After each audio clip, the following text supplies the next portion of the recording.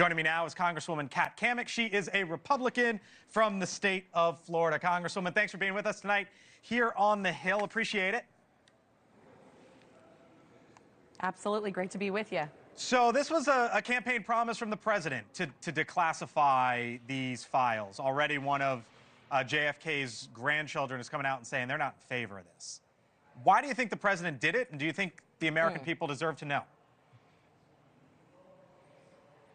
Well, first things first, promises made, promises kept. This was something, as you just said, that the president had spoken about on the campaign trail. And quite frankly, for decades, there has really been no good reason as to why the remaining files have not been released. It's no secret that Americans across the country have a distrust. They certainly see a lack of accountability and transparency within government. And so I think the president really is taking a step trying to rectify that lack of transparency. And this has been one of those things that has just been lingering out there. And I would say let's take it one step further. Let's start releasing the Epstein list. That is something that I know every American is very interested in seeing. You think he's going to do it? You know, he has talked about it on the trail. I would not be surprised one bit if he released the Epstein files. All right. I want to take a live look in Southern California, Congresswoman, because we've been following these fires there out in the Los Angeles area for weeks now. The governor there, Gavin Newsom, expected to speak any moment now. We were here for weeks talking about your area. You represent the Southwest Florida area by Cedar Key, the devastating hurricanes that ripped through your area. I'm a Floridian, you're a Floridian, we all know about it. And now there's a conversation here in Washington about adding strings, adding stipulations to potential federal aid for California. Do you believe as a Floridian, a congresswoman who represents an area that is prone for hurricanes and prone for disasters, that now's the time to say, you know what, let's put stipulations on aid? You know, I think as someone who has dealt with, and just even recently, 3 major hurricanes in 13 months, I think we have the credibility to speak to this quite significantly. In the case of Florida, the state itself has invested over $1 billion into resiliency programs.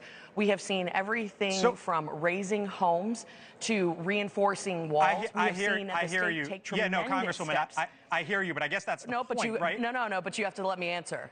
Go for it, and then I'll go for it. But that's the point, is because California has not done that. I'm the wife of a firefighter, and the very first thing that my husband said to me when the fires started raging was, I guarantee you they have not been doing the annual testing on their hydrants, and I know for a fact that they do not do the maintenance burns required to keep the level low. So I just heard you They have not done what they need to do. They have to make a change. So I just heard you talk about the $1 billion. I guess the point is, Congresswoman, and other items, it opens up down the line, theoretically, you could have Democrats in a Democratic-controlled Washington say, they only put in $1 billion. It should have been 10, 20, 55, whatever the number is. Now we got to add some stipulations to it and maybe hold back the delta there. What we are saying, and this is, again, everything is up in the air at this point. These are conversations happening. The point is that California has done absolutely nothing to mitigate the risk and the fire risk in these areas. That is the point. Meanwhile, Florida has made a concerted effort to do resiliency efforts and mitigation.